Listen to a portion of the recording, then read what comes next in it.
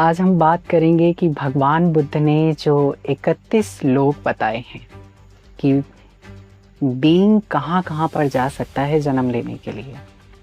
अभी हम लोग एक जीवन जी रहे हैं, तो हम लोग मृत्यु के पश्चात किन किन लोकों में और कहाँ कहाँ पर जन्म ले सकते हैं, इन सभी चीज़ों की व्याख्या भगवान बुद्ध ने अपने विशाल त्रिपिटक ग्रंथ में इसका उल्लेख किया है। आज मैं सभी लोगों के बारे में बहुत विस्तार से चर्चा करूंगा, तो आइए शुरू करते हैं।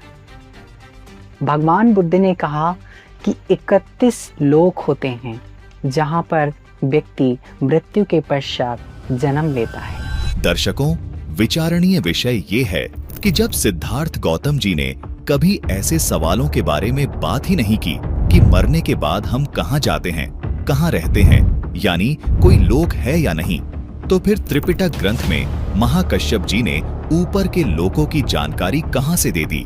यानी त्रिपिटक ग्रंथ महाकश्यप जी ने आनंद भंते जी से सुना, जो कि उन्होंने भी उसमें अपना ज्ञान मिश्रित करके दिया और फिर अपनी मानसिक उपज से 31 लोकों की जानकारी त्रिपिटक ग्रंथ में दे दी।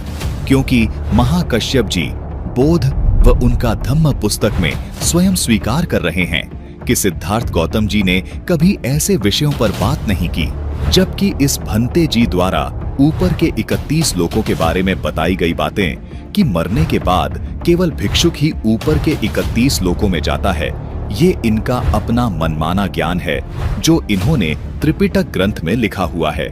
जबकि सिद्धार्थ गौतम जी मरने के बाद जीव कहाँ जाता है, इस विषय पर कभी कोई चर्चा ही नहीं करते थे। उनका मानना था कि इस विषय पर बात करना ही व्यर्थ है। तो फिर आज वर्तमान के ये बौद्ध भिक्षुक किस प्रकार ऊपर के लोकों की व्याख्या कर सकते हैं? स्पष्ट है कि बाद में त्रिपिटक ग्रंथ में इन्होंने अपने मनमाने विचार लिखकर अब समाज में उन विचारों को परोस रहे हैं जो सिद्धार्थ गौतम जी के हैं ही नहीं। वीडियो को पूरा देखने के लिए फैक्टफुल डिबेट्स यूट्यूब चैनल पर विजिट करें।